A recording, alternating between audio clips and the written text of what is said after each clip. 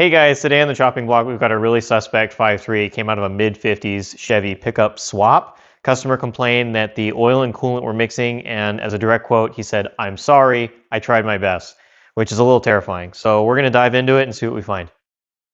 While I'm starting to pull the valve covers off, I wanted to mention that whoever installed this motor in the truck just ran 2 steam crossovers, but there's no actual vent port, which is completely wrong and could be why this thing has a blown head gasket, because there's nowhere for any steam to escape. So you have to run at least one port that has something that comes up and allows the steam to actually escape from the motor, because this is the only way from coolant to cross over between these 2 cylinder heads.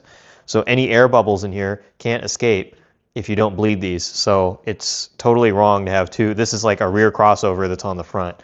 So that's potentially something that caused an issue here, but we'll see as we tear into it.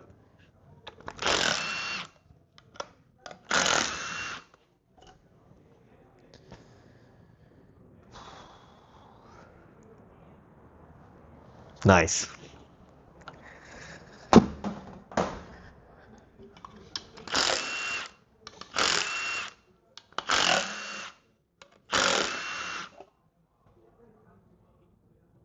I'm going to have you guys take a look at this.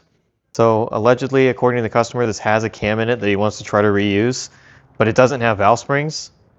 So we'll find out what the heck's going on with that. The rust on these rocker arms means that there's been water in this oil for a long time, or this motor sat out. Honestly, I don't know. I haven't seen this much rust on a rocker arm set before. So we're going to have to go ahead and replace those, but yeah, I'm a little bit of loss for words on this one, which is rare, because I usually have a lot to say about everything. But let's, I guess, keep chopping at it.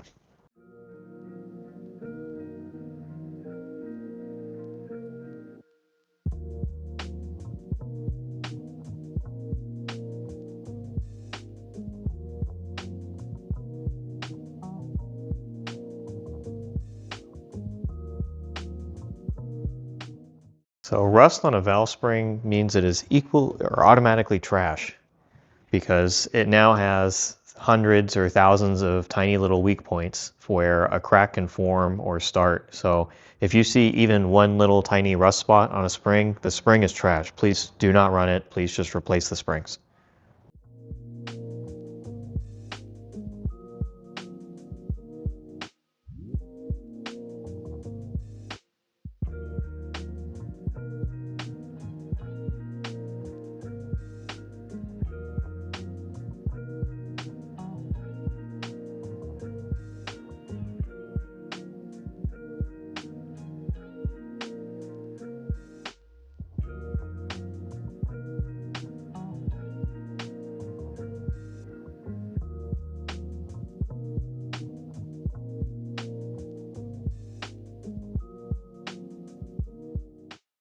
Okay.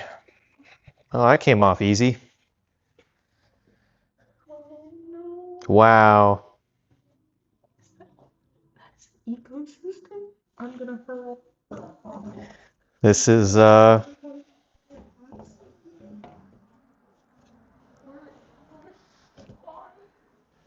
this is really something.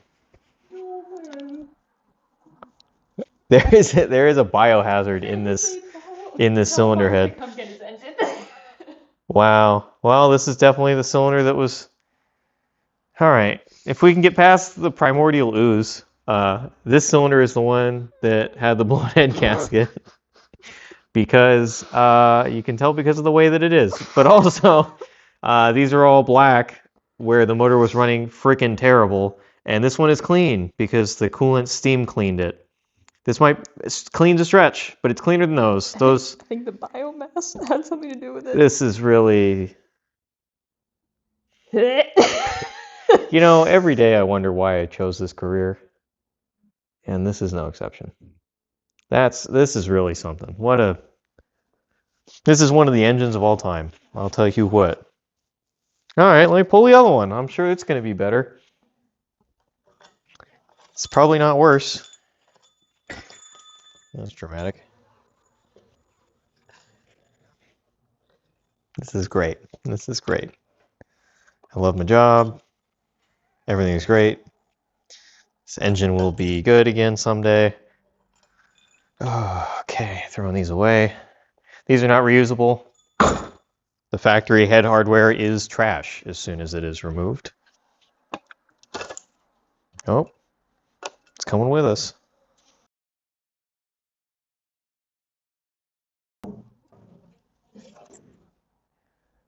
Oh, well, this one's got a... Can I say this one is better? yeah. Let me see. Better's a strong word.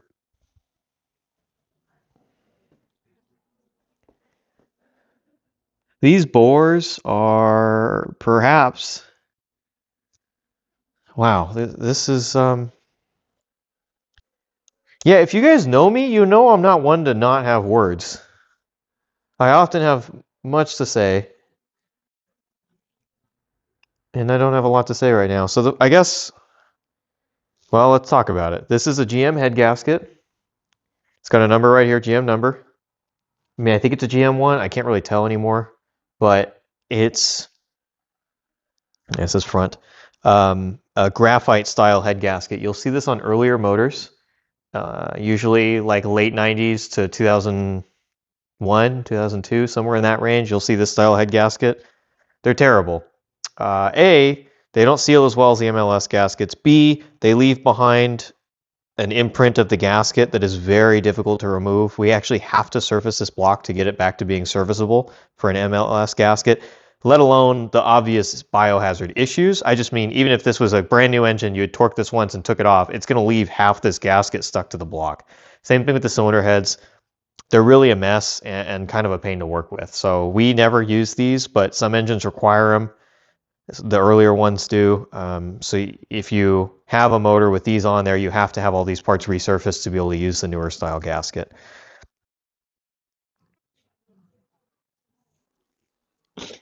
Wow. This has been rebuilt. Something went wrong. Yeah, I think they left this sitting for a long time. Or they've run it, you know, this is like a project truck or something that they had running like here and there for years. Yeah, there's our blown head gasket right there. So yeah, that whole area just corroded away. And you can see, oh God, this ring that was black where it wasn't sealing anymore. Wow, this is really something. Yep, there's our blown head gasket. They don't get much more obvious than that. Good Lord, this is bad. I mean, what is that? That looks like a color not found in nature. It's like something like a Bionicle would be, you know, that kind of. I think that's what happens when like a creature uses coolant to make its home. I don't know. So, all right, more information that I'm seeing. All right, we've got dish pistons. It's the fastest way to tell this is a 5.3. On the 5.3, 4.8 motors, it's tough to tell because if you look at the front of the block, it actually has both numbers. Careful there. Both numbers stamped right there. So GM doesn't tell you which it is. So the only actual way is to look at the top of your piston. If it's dished like this, chances are it's going to be a 5.3. The 4.8s have a flat top piston. And then on top of that, on the crankshaft, there's going to be a casting number that'll tell you as well. So if you've got a 4.8 or 5.3 and you're looking to figure out which one it is, taking a look at the pistons will tell you. Okay, get the lifter trays out of here. Nice and tight. Yeah, they're not great. See if I can get a lifter out. They're a little stubborn to pull. Definitely has some resistance. Nice. Had Nicole grab a LS7 lifter just so we can kind of see the difference on the wheel, but also the lack of whatever the heck is going on here.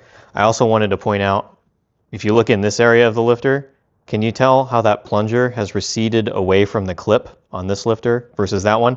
This one is rusted in place, and most of these lifters are like this, where this lifter is actually collapsed and is stuck in that position because this obviously has water and corrosion in the oil. Yeah, if you've seen any of our other videos, they're all going to be the closed style. This is the open style. These are actually kind of hard to find now because they only sold them like early 2000s and 90s. Throw these away if you have them. Just get the newer style lifters. These definitely aren't up to even just stock applications. I think this is the worst engine I've ever taken apart. And you know what? I've taken apart some garbage before. This is just exceptional. I mean, the crust and crud everywhere. I like touch this and my hand like slides on it because it's all covered in like just ooze and slime. It's like the hash slinging slasher is about to come out of this motor right now. Got the valley cover and the balancer out of the way. I was just going to get the pan off, and as I spun it to take a look, I noticed that the pan is cracked.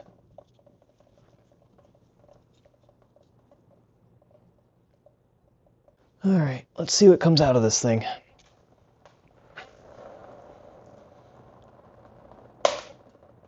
Wow, you seen that? It's really nice. It's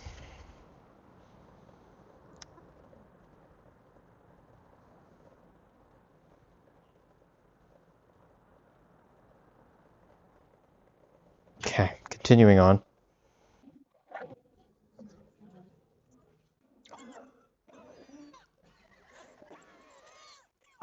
Ah!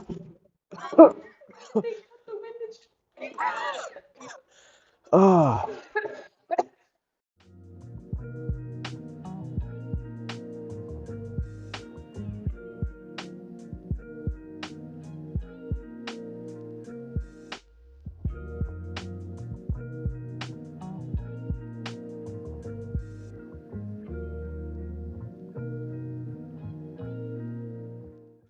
All right, let's see what giant bump stick they put in this motor. What they deemed was the correct cam. I'm a little excited to see the cam with stock rusty springs. All right, let's see.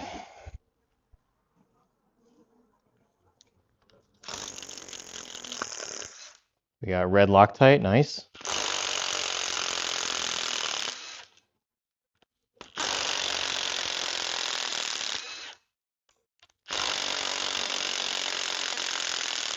We got a lot of red Loctite.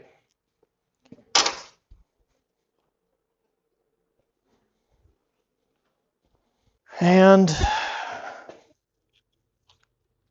yes, let's reuse this. So whoever came in and did a cam decided that that was great. So let's see what cam they put in.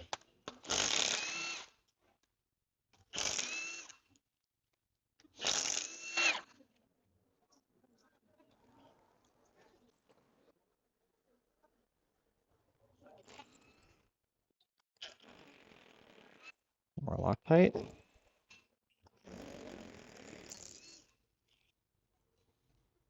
Reuse this plate too, where the gasket is completely smushed. Awesome. All right, we've got a GM cam, I guess. I don't know, it has no markings. There is not a single part number or marking. So I don't know what this is. It's got some nice rust now from its new home. Yep, it's got rust on all the lobes, which is awesome.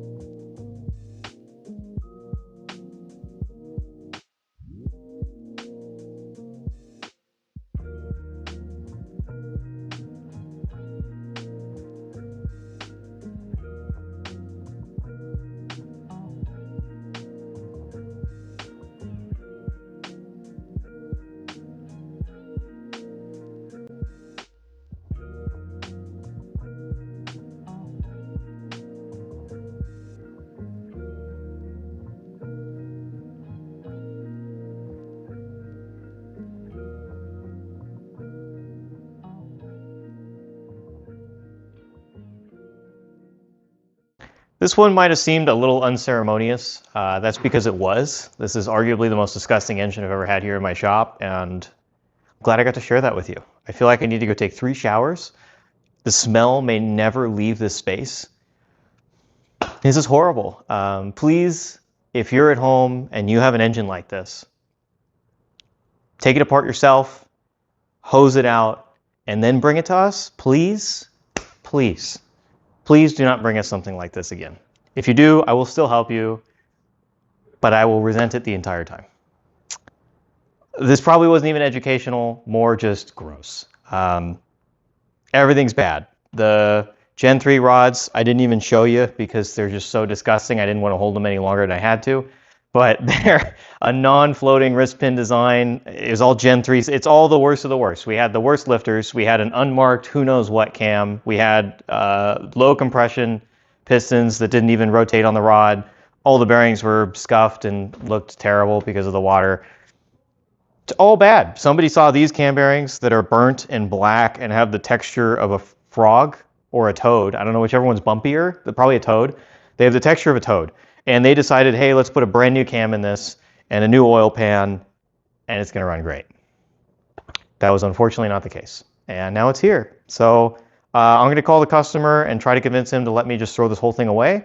If he insists on fixing it, then maybe we'll make a little after post on this one just as a real exception, because this thing was rough. So if you enjoyed it, feel free to leave a comment. Tell us the grossest engine you've ever seen or the grossest thing you've ever found working on a car. Maybe don't. I don't know. I've had a lot of gross for now. But either way, leave a comment, like, subscribe, and yeah, make sure you hang out and see what we got next.